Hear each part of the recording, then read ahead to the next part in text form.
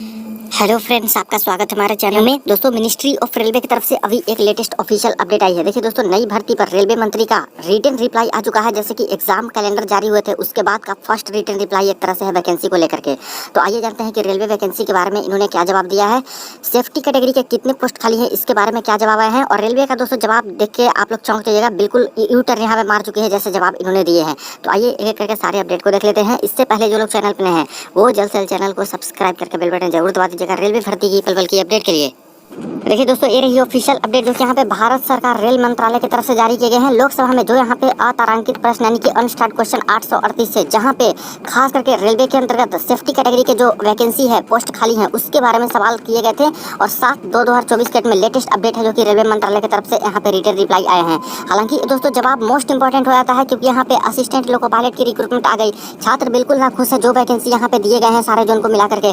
Technician की भर्ती आ गई, एक तरह से उसका पोस्ट का अनाउंसमेंट कर दिया और यहाँ भी बहुत कम पोस्ट देखने को मिले हैं। और आगे आने वाले काफ़ी तरह के पोस्ट हैं और एग्जाम कैलेंडर भी पूरे साल का इन्होंने निकाल दिया है। तो छात्र बिल्कुल जानना चाहते थे कि आखिर इसके जवाब में अब क्या बोलती है रेलवे। जैसे पहले तो 2,54,000 पोस्ट हमारे पास खाली हैं, 3 लाख पोस्ट खाली हैं, 1.77 लाख पोस्ट सेफ्टी कैटेगरी खाली हैं, ऐसे जवाब आते थे। तो आइए देख लेते हैं कि अब यहाँ पे रिटन रिप्लाई में क्या जवाब दिया गया है एग्जाम कैलेंडर आ जाने के बाद। देखिए, श्रीमती नुसरत जहां की तरफ से सवाल पूछे गए थे, क्या रेल मंत्री यह बताने की कृपा करेंगे। सबसे पहला ही सवाल इन्होंने पूछा था, सुरक्षा श्रेणी में यानी कि सेफ्टी कैटेगरी में पटरियों के रख रखाव, ट्रैक फिटनेस, वरिष्ठ और कनिष्ठ सेक्शन इंजीनियरों, गैंगमैन और तकनीशियनों के कितने पद रिक्त हैं। यानी सबसे पहले तो पूछा गया कि जो सेफ्टी कैटेगरी के पोस्ट रेलवे के अंतर्गत होते हैं, खास करके यहाँ पे ट्रैक का रख रखाव में जो ट्रैक मशीन हो गया, यहाँ पे ट्रैक मेंटेनर हो गए, इसको ट्रैक फिटनेस के लिए कौन कौन से पोस्ट होते हैं इन सब के बारे में। वरिष्ठ और कनिष्ठ सेक्शन इंजीनियर यानी कि जूनियर इंजीनियर सेफ्टी कैटेगरी का पोस्ट आता है, उसमें सीनियर सेक्शन इंजीनियर का पोस्ट आता है, उसके बारे में गैंगमैन और टेक्नीशियन के बारे में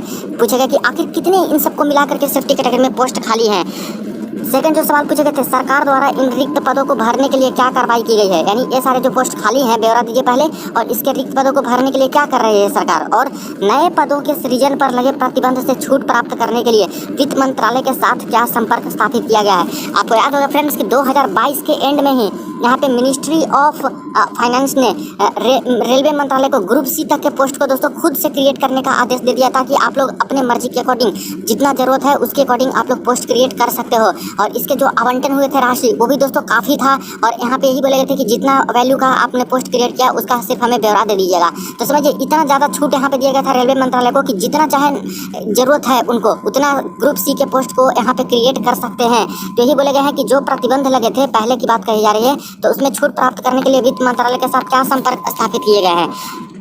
थर्ड जो सवाल था, क्या इन रिक्त पदों से रेलवे प्रणाली के समय कार्यकरण और सुरक्षा पर प्रभाव पड़ रहा है, और यदि हाँ तो इससे संबंधित जोखिमों को कम करने के लिए क्या उपाय किए गए हैं। यानी कि जो रिक्त पद आप लोग बताइएगा, क्या उस रिक्त पद से कुछ दिक्कत भी हो रही है रेलवे को सुचारू ढंग से चलाने में, और क्या इसके रिगार्डिंग जोखिम कम करने के लिए क्या क्या उपाय यहाँ पे रेलवे की तरफ से किए जा रहे हैं।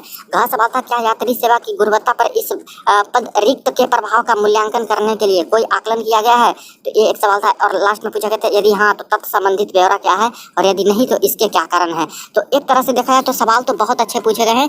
टोटल के सवाल दोस्तों काफ़ी अच्छे हैं। और खास करके अभी सेफ्टी कैटेगरी वाले पोस्ट की ज़्यादा यहाँ पे चल रही है भरने का भी, और इसी के रिगार्डिंग यहाँ पे ये लोग पूछे भी हैं। अब देख लेते हैं कि इन्होंने जवाब क्या दिया है। अब देखिए फ्रेंड्स, उत्तर यहाँ पे रेल संचार एवं इलेक्ट्रॉनिकी और सूचना प्रौद्योगिकी मंत्री यानी श्री अश्विनी वैष्णव जी के तरफ से यहाँ पे दिए गए हैं रिटन रिप्लाई में। अब सारा जो सवाल यहाँ पे पूछा गया, सबसे पहले तो यहाँ पे बोले गए हैं कि सुरक्षा श्रेणी में रिक्त पदों के संबंध में दिनांक 7/2/2024 को लोकसभा में श्रीमती नुसरत जहाँ के अतारांकित प्रश्न 838 के भाग में क से अ तक उत्तर से संबंधित विवरण। अब यहाँ से जो जवाब दिए हैं, देखिए, भारतीय रेल के आकार, स्थानिक व्याप्ति और परिचालन की महत्ता को देखते हुए इनमें पदों का रिक्त होना तथा उन्हें भरा जाना एक सतत प्रक्रिया है। अब देखिए फ्रेंड्स, आखिर ये 2019 के बाद से लगातार ही इस चीज़ का जिक्र कर रहे हैं। जब भी वैकेंसी का डिटेल मांगा जाता है तो बस इनके तरफ से बोले जाते हैं कि पदों का रिक्त होना और भरना रेलवे के अंतर्गत एक सतत प्रक्रिया है, एक कंटिन्यूअस प्रोसेस होता है। तो इससे हट के भी कभी जवाब दे पाएंगे या फिर नहीं दे पाएंगे। नियमित परिचालन, प्रौद्योगिकी में बदलावों, मशीनीकरण और नवोन्वेषी पद्धतियों की आवश्यकताओं को पूरा करने के लिए पर्याप्त और उपयुक्त जन शक्ति की व्यवस्था की जाती है। यानी जैसे जैसे बदलाव होते हैं, मशीनीकरण होते हैं, उन सबको देखते हुए यहाँ पे जरूरत पड़ती है रेलवे में।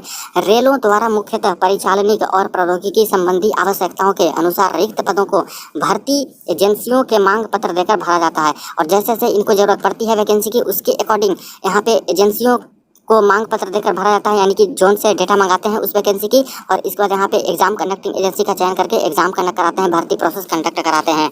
तो देख लीजिए यहाँ पे रेलवे का कैसा यू टर्न है दोस्तों। यहाँ पे एग्जाम कैलेंडर आने के बाद कम से कम ये जो रिप्लाई दिए गए हैं रेलवे की तरफ से, ऐसी तो मुझे नहीं लगता कि किसी छात्र ने यहाँ पे एक्सपेक्ट किया था कि इस तरह के जवाब यहाँ पे वो लोग सुनेंगे, क्योंकि आपने पूरा का पूरा एग्जाम कैलेंडर जारी कर दिया है। एएलपी की कब होगी, टेक्नीशियन की कब होगी, एनटीपीसी में 2 तरह का पोस्ट होता है, 12th और ग्रेजुएट लेवल का, उसका कब होगा। देख लीजिए, ये थी वो नोटिस दोस्तों जो कि एनुअल एग्जाम कैलेंडर ये लोग जारी किए हैं रेलवे वाले, जिसमें यहाँ पे सब कुछ बता दिया गया है कि जनवरी मार्च में एलपी की हर साल वैकेंसी आएगी, अप्रैल जून में टेक्नीशियंस की भर्ती आएंगी, जुलाई से सितंबर के बीच में काफ़ी भर्तियां हैं जो कि non technical popular category graduate level वाला, लेवल 4, लेवल 5, लेवल 6 का, फिर non technical popular category NTPC under graduate 12th level वाले का, लेवल 2 और लेवल 3 पोस्ट, फिर जूनियर इंजीनियर का पोस्ट, पैरामेडिकल कैटेगरी का पोस्ट, और इसके बाद अक्टूबर से दिसंबर के बीच में लेवल 1 यानी ग्रुप डी की नई भर्ती, और फिर मिनिस्ट्रियल आइसोलेटेड कैटेगरी की भर्ती।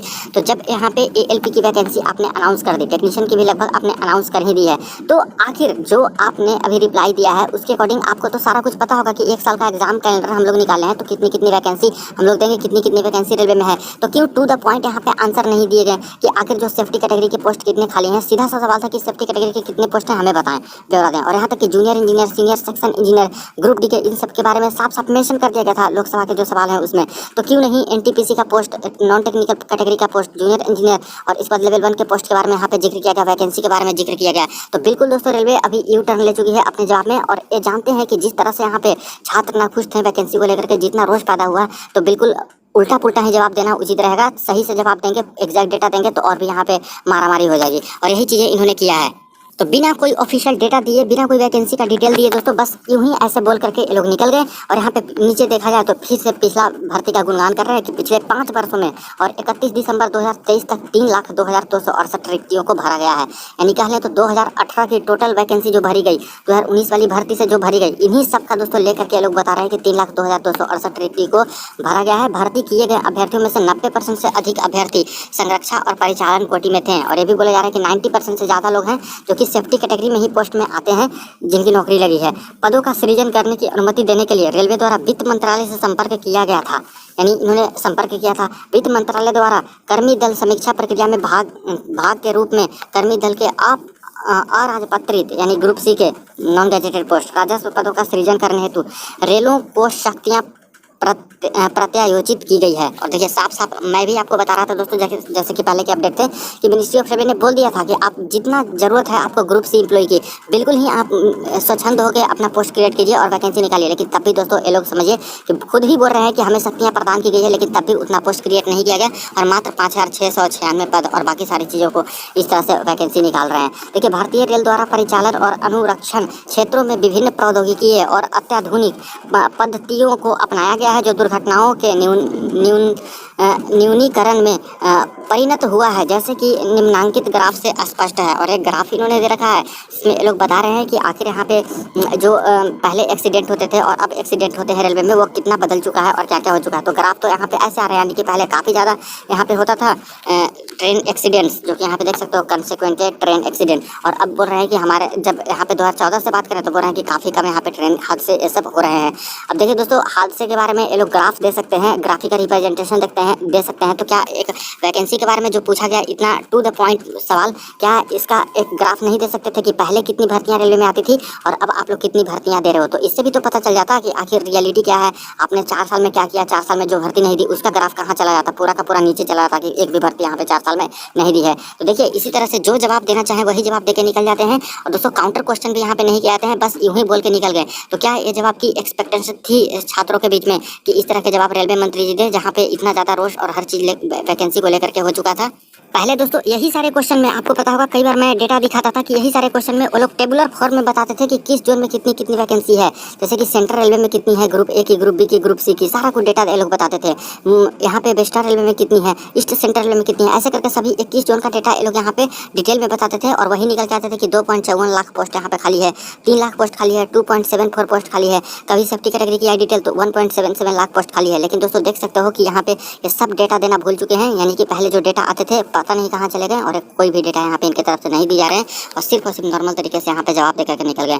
तो इससे तो लगता है फ्रेंड्स कि ये लोग वैकेंसी के मामले में कुछ करने वाले नहीं है। जो ये लोग एक बार ठान चुके हैं एक तरह से पूरा का पूरा पैटर्न बदलने के रिगार्डिंग, यहाँ पे खास करके रेलवे को बदलने के रिगार्डिंग वैकेंसी को लेकर के कि एनुअली कर देंगे, हर साल यहाँ पे भर्ती आएंगी, लेकिन दोस्तों वही रहेंगी कि कम कम भर्ती आएंगी। और जो यहाँ पे डिटेल मांगे गए थे ग्रुप डी के भर्ती के बारे में, उसकी वैकेंसी के बारे में, junior engineer, senior section engineer के बारे में, तो उसका डिटेल ये लोग नहीं दिए है। इसका मतलब साफ है फ्रेंड्स कि जो भर्तियाँ RRB JE और सीनियर सेक्शन इंजीनियर में भी आएगी वो दोस्तों काफ़ी कम ही पोस्ट देखने को मिलेगी, जो एक्सपेक्ट करे उतना नहीं मिलेगा। और वही ग्रुप डी में भी आएगी तो वो भी कम ही देखने को मिलेगी। जैसे पहले 1-1 लाख 60-60 हज़ार आते थे, वैसे दोस्तों वैकेंसी आपको नहीं देखने को मिलेगी। वरना उतना वैकेंसी का डिटेल रहता तो ये लोग जरूर देते कि इतनी इतनी वैकेंसी आगे आने वाली है। ये लोग का एक चीज़ और कहना था मीटिंग में कि यहाँ पे हमारे पास एक सॉफ्टवेयर होती है जिसके कारण से हमारे अंतर्गत कितने क्रू की ज़रूरत है, कितना यहाँ पे सैंक्शन स्ट्रेंथ है, कितने एम्प्लॉय की ज़रूरत है, इन सब का हमें ब्यौरा मिल जाता है साल भर के अंतर्गत। तो जब सॉफ्टवेयर है तो उसके अकॉर्डिंग क्या अपकमिंग जो रिक्रूटमेंट आपने अनाउंस किया है उसका डिटेल नहीं मिल रहा है कि 2024 तक या फिर 2025 तक कितनी वैकेंसी आ जाएगी। जरूर पता होगा तो क्यों नहीं आखिर वैकेंसी को यहाँ पे नोटिफाई किया जा रहा है या फिर क्यों नहीं छात्रों के बीच में लाया जा रहा है। उसके अकॉर्डिंग छात्र अपना सोचते तो प्रिपेयर भी करते कि हाँ हमें पार्ट लेना है इस एग्जाम्स में, भर्ती में, या फिर नहीं लेना है, या फिर क्या माइंड बनाने हैं, क्या चीज़ें हमें देखनी है इस वैकेंसी को लेकर के। तो ये सारी चीज़ें हैं फ्रेंड्स। तो मैं तो बिल्कुल भी खुश नहीं हूँ जो जवाब इनके तरफ से दिए गए, ऐसी एक्सपेक्टेशन बिल्कुल नहीं थी। मुझे लगा था कि यहाँ पे जवाब अब एग्जाम कैलेंडर आ चुके हैं तो अच्छे तरीके से जवाब दिया जाएगा, क्योंकि सवाल में कोई कमी नहीं थी, सवाल बिल्कुल सही तरीके से पूछे गए। लेकिन जवाब दोस्तों उल्टा एकदम पूरा यू टर्न मार के जवाब यहाँ पे दिए गए ताकि सांप भी मर जाए और लाठी भी न टूटे। तो ये सारी चीज़ें हैं फ्रेंड्स। आपको इसके ऊपर क्या करना है जरूर कमेंट सेक्शन में बताइएगा। वीडियो को दोस्तों के साथ जरूर आप लोग शेयर कर दीजिएगा। चलिए मिलते हैं नेक्स्ट वीडियो में नेक्स्ट अपडेट में।